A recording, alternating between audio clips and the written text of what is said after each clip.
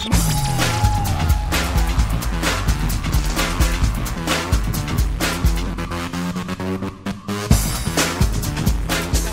like, okay, single mother, okay, tak ada suami, you know, of course you're going to miss that thing. Pihak lelaki sekarang ni, dia tak risau apa pun. Dia tahu mahkamah tak boleh buat apa. Something like macam tak pandai jaga husband ke. Kampung-kampung mereka terletak di pinggir pantai atau di muara-muara sungai. Dia proyek pasir kan buang air lumpur-lumpur ke laut tu. Jadi air lumpur tu banyak tanah. Habis kita dah jumpa dia punya toke kan. Okey, you punya air ni sekarang buang ke laut. Habis kita orang cari makan dah susah. Itu tempat kita cari makan. Habis you buang air, mana lagi kita mau tempat mau cari makan.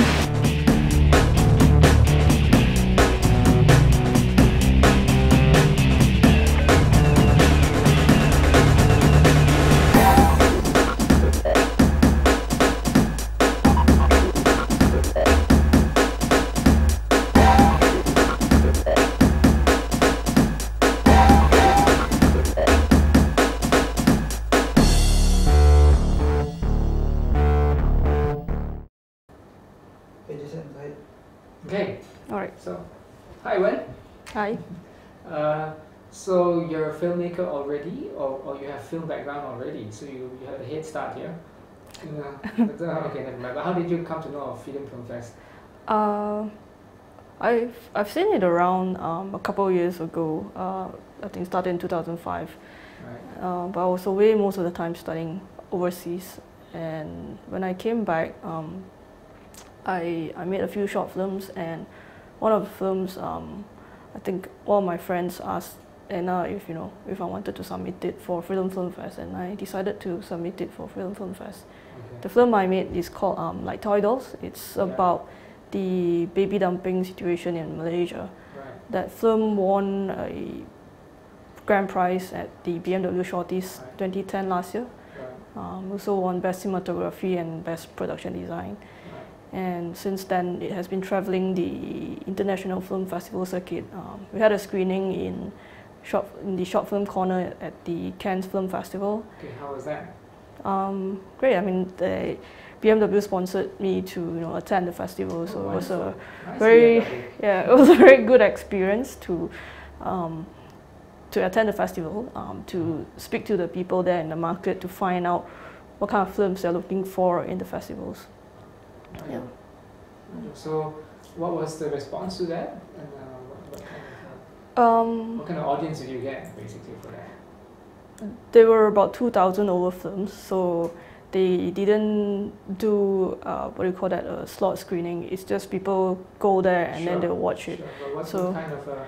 But what kind of people drop by to take a look? Or what kind of what did they say? There are a few that responded and emailed back to festival directors who asked me to submit it for their film festivals. Some in the States, some in one in Turkey. Yeah. Sure, but how did the general public react to the subject matter? I think they find it a bit, what do you call that? They weren't aware about it in Malaysia. They reckon that this happens in third world countries, more like Africa, where it's more common. And to see it actually happening in Malaysia, I think so. Kind of like it created some awareness among them that this is actually a social issue in Malaysia, which is quite serious. Has it picked up? What sort of traction has it picked up in Malaysia itself?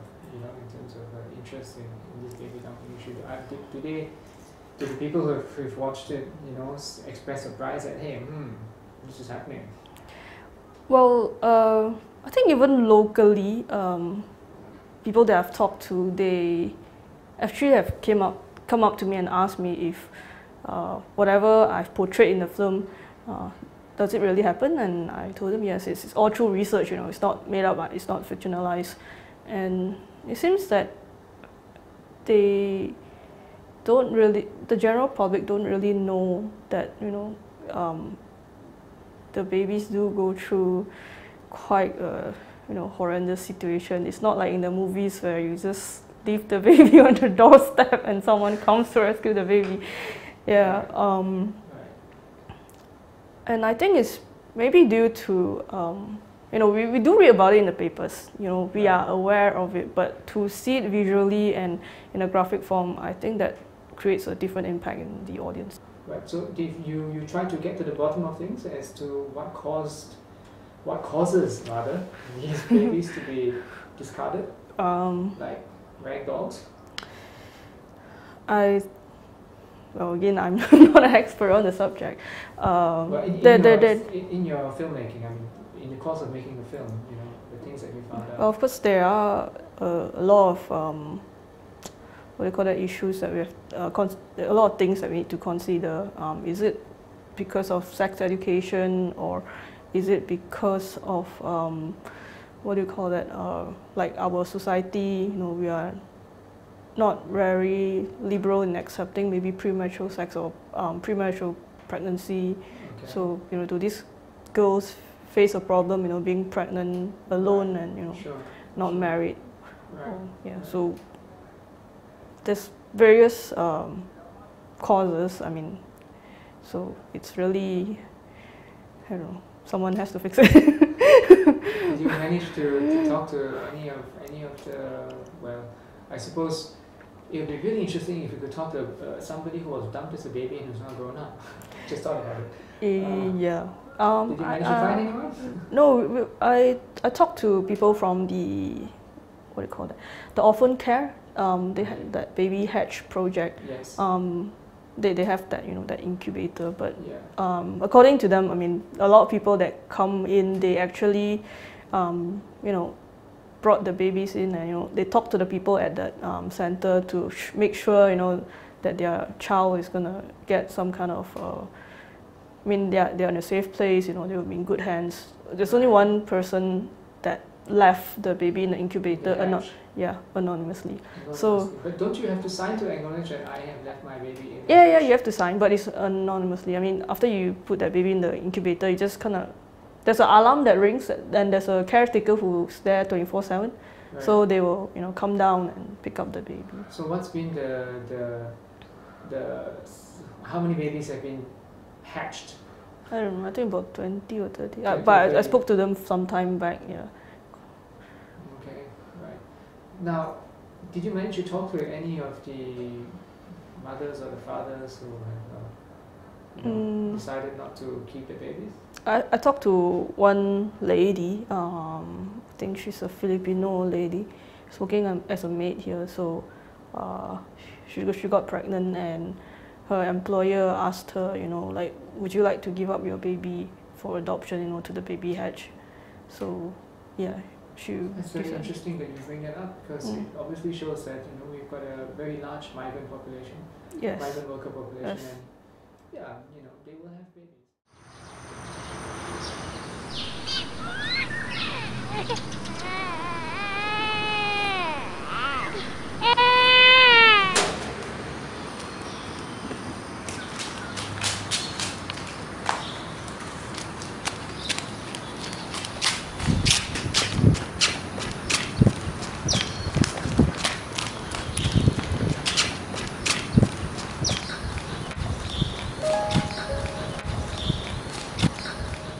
I have no name.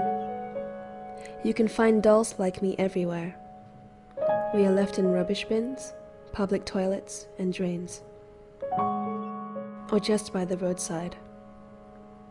Maybe our owners have forgotten us, or just simply don't want us anymore. Sometimes, if we're lucky, we'd get picked up by a new owner, and we'd have a new home. But sometimes, we're too broken and can't be fixed. Like if we get eaten by animals, like dogs or rodents.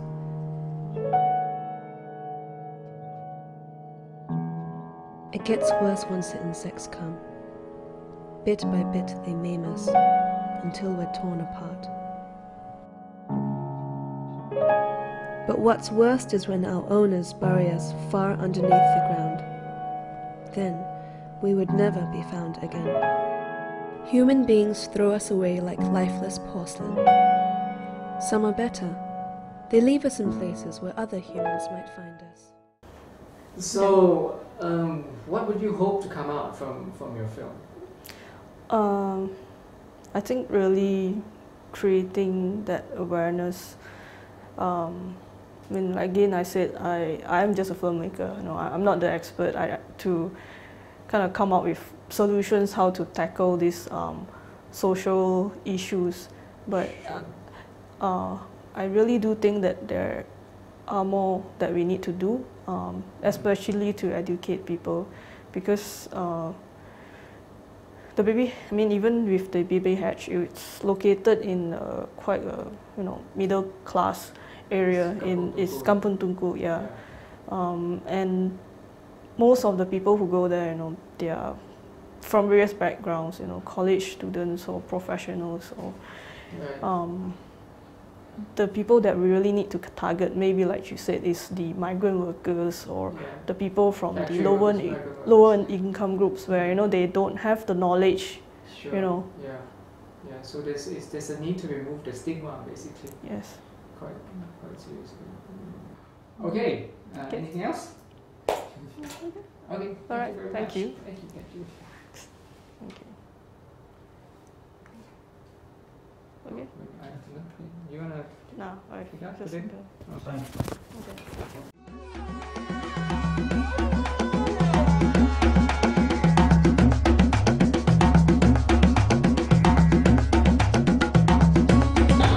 Today, I'm going to become a nanny.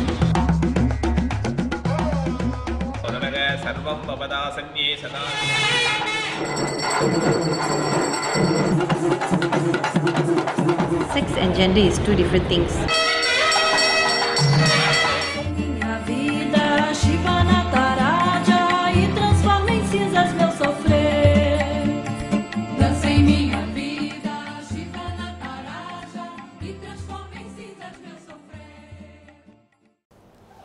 Yes. So what can you tell us about gender and religion after doing your film? Well, I still believe it's two different things. Gender is a different issue and religion is a different issue. And I'm not an expert in the transgender issue too. What did you find out? Well, I saw that, I got to know that they're going to do some ritual, that the transsexual is becoming a nun. Okay. Which is like, I've never heard something like that before, never been seen, So I thought it will be a moment that to be captured on video. I just want to document it. So what I did, I just went and documented without a direction. I didn't know what to do with the clip. I just went and record the whole ritual and focusing on that character called Sharon. Right. That's how it went. Okay, so it was but it's interesting because I read the story, well, I edited the story on print, and not on print, in writing. Correct. And it seemed to me like, here was a transsexual worker, or rather, sorry, a transsexual person who finds acceptance difficult within society. Correct. But it seems that she has found acceptance within a religion, and which recognizes her for who she is, and this religion was I don't know. Do transsexuals have a religion of their own? We can't say that they have a different kind of religion. They follow the religion like others, but only thing they have like certain rituals that they feel comfortable in following.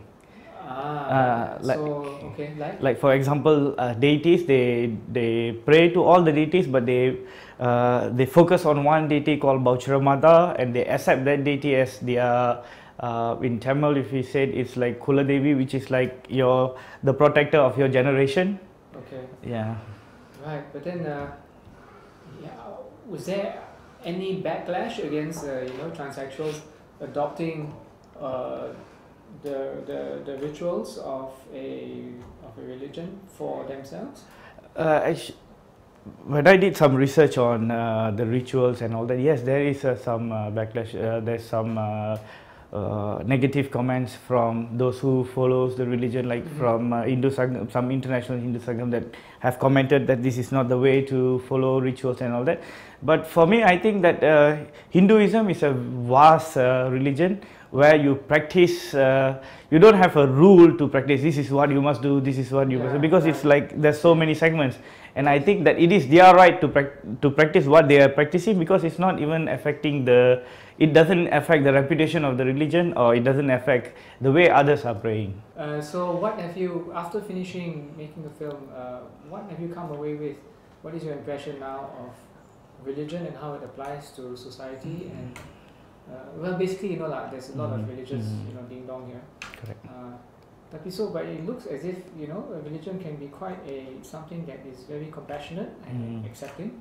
Correct. And for my own understanding, before I did this video, before I got to know this transgender community, basically I don't know anything about that before I did this film. And during this film, I tried to like get some information, get to know them, did some research on why they are being that.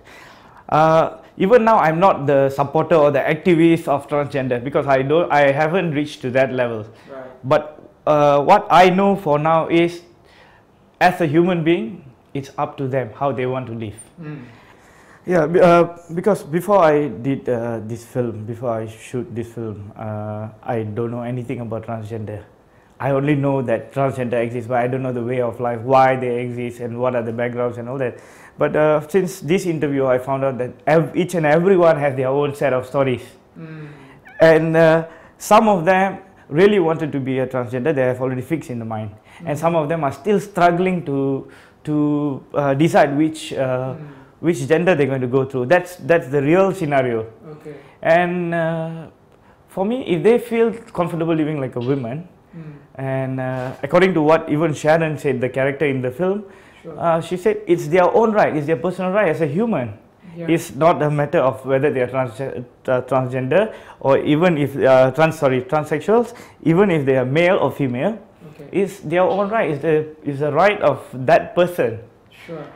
And the way they practice their religion, the way they practice their rituals, is also their rights. And nobody is, Yes. Well, Arvind, is there anything else you would like to, a message you would like to put out, or any observation at all about, I don't know, gender relations, women's rights? You know? But I would like to just say that first of all, I'm a filmmaker. I just record and show people what is happening. And I see this is a very unique thing, so I just want to share it to the outside world, so I document it and showing it as a film. Other than that, I'm not a transgender expert, or I don't know much about transgender, in and out about transgenders. So I thank the people who have given me the opportunity to bring out this issue and to show people. But in case if there's anything anything that is not right in the video or whatever I've said, I'm sorry. Oh, well, sure, I'm sure they have the right of reply, just as you have the right to document. And I suppose that's where the Freedom Film Fest comes in, to show these, to allow these documentaries to be made. So, thank you, Arvind. Thank you, Jason. Thanks. How's that? Kept time okay? Right, Andrew, tell us a little bit about tell us a little bit about your background. You're a lecturer? You were a lecturer? I'm consider myself in the academic field, basically. Okay. Doing research for a private university in Subang. Mainly into the technologies and things like how to improve teaching and learning in my universities. Okay, then how did you fall into this Freedom Film Fest thing? Freedom Film Fest is something that I was have been going for it since 2007. So I've been attending it since 2007, and I just like the documentary they show us every year. And this year I had the opportunity to write a proposal, even though it's not being picked as a finalist. Sure. Pusat Commerce graciously and given us 5-minute slot to put up a short documentary of our proposal. That's great. Yeah. But, okay, rewind a bit. What did you like about the films? I mean, how did you come to know about the Freedom Film Fest in the first place? Back then in UK, when I was doing my masters and I was a research assistant back then, my lecturers was researching on Malaysian independent filmmakers. Oh, yes, and then were you going to name the lecturer involved? Dr. Jamaluddin from UKM. Right. Yes. Then he asked me to go check this out, and because there are some young filmmakers in Freedom Film Festival. So our universities are kind of like hotbed of activism as well, huh? Yeah, I mean, he's looking into these things. Actually, he's just looking at filmmakers, independent filmmakers who are just making films. And then when he sent me to this, it's more, how should I say, hardcore, more extreme in bringing up issues that is very sensitive. At the end, my lecturer did not pick any of the films for research. The gender and oral asli issues is always the issues that interest me, because basically I like documentaries that gives voice to the voiceless that I don't know. There are some of the issues has been quite redundant, and it's not well, it's interesting, but I heard it all again. Heard it before. What you mean? Mainstream issues that are discussed. Maybe environmental issues has been told a lot. Rights like freedom of expression has also been going a lot. But things like orang asli issues, gender, transsexual, and these are some of the issues and films which are intrigues me to look forward for it. Yeah. Okay, what do you think of the representation of, say, transsexuals and the orang asli in mainstream media? Well, yeah, because of sensitivity of their issues and what they want. See, I felt that mainstream media are a bit careful, especially want to bring out their issues up to the mainstream media, and therefore, I think for independent filmmakers such as like Freedom Film Festival, allows them to raise up the issues to the mass, to the public, to see what are their needs, what are their concerns and their hopes, especially in Malaysia. And it's a sad thing sometimes. Not many people talk about it, because it may. Well, if I'll come out a film about transsexual, for example, I'll be worrying about what people will say about the film, what people will say about me as a filmmaker. So when people are able to make up films like this, it's not only creating issues to talk about, discuss about, but somehow empower those people who has no voice at all. Sure, I think you bring up a very interesting point. Is that there's a cultural expectation, there's a peer pressure on the filmmaker to make certain kinds of films as well. Yes. So that is as much a cultural expectation as well as a business consideration? Yeah, I would say so. See. And okay, so tell us more a bit about your film. Oh, my film is about a Malaysian identity, mainly on politics of identity. Okay. And we are looking at mixed race identity. Yeah. So it's the whole document investigates on the dilemma, basically on people who are mixed race, who are neither Chinese or Indian or Malay or Indian, and so on and so forth. Okay. So it started out wanting to know what are their concerns, what are their struggles as a mixed individual. Okay. And it moves on to talk about much more bigger issue, as in well, what is Malaysian identity? You see. And in beginning, the proposal seems to direct my intention to use mixed race identity as a model of Malaysian identity. Yes. Okay. Yeah.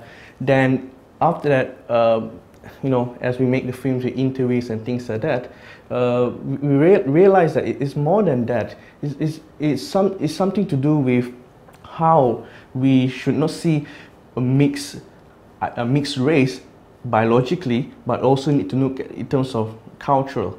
Yes. We see that some people who are Chinese, who can't speak Chinese, but they are more towards the Malay culture and so on. Oh, they are bananas. Yeah, and some people say it that way, but we have to see there's a beauty of assimilation in that part.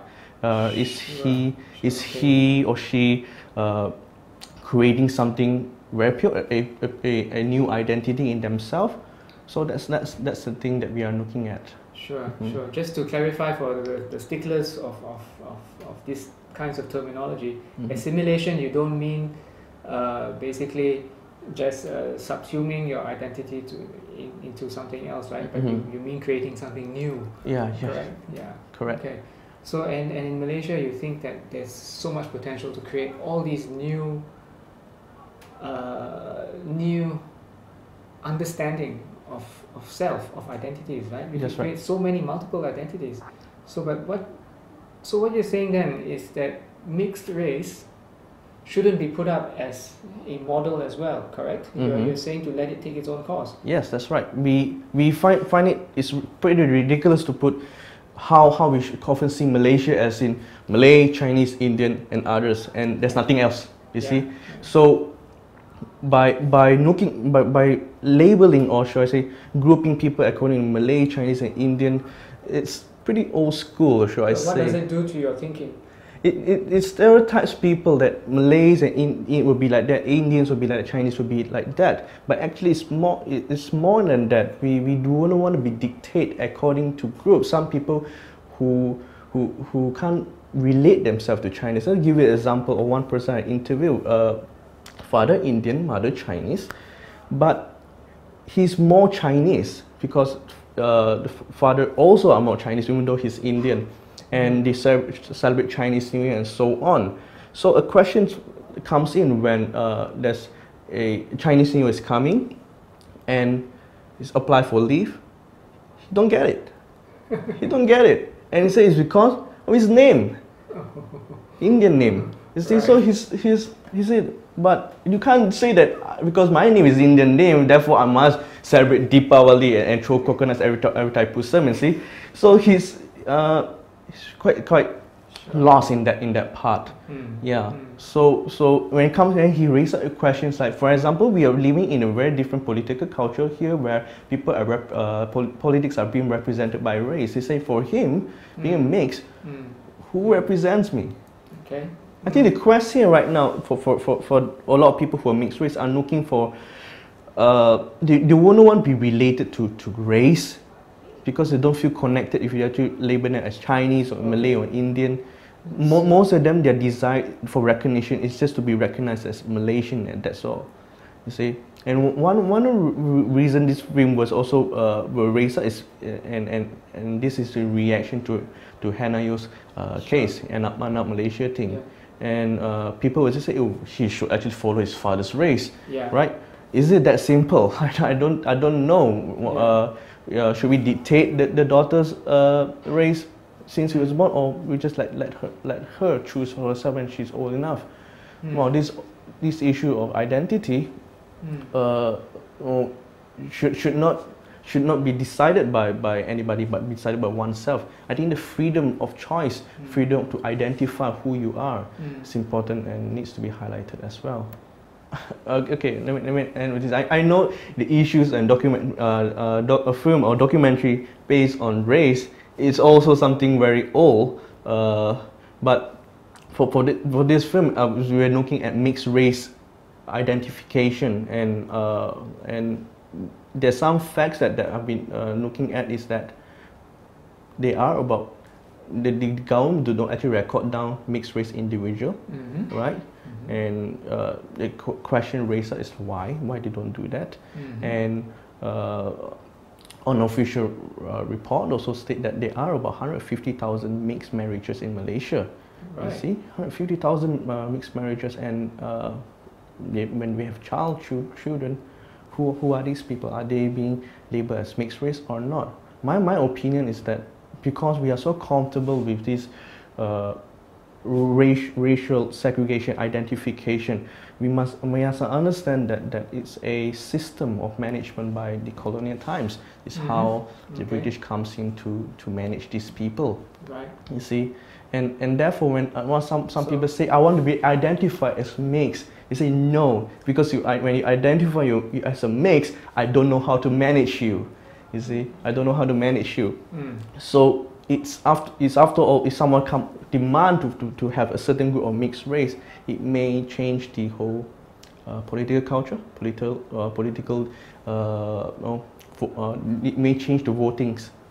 Sure, as well. Sure. That's what they're terrified about. I Yeah. guess.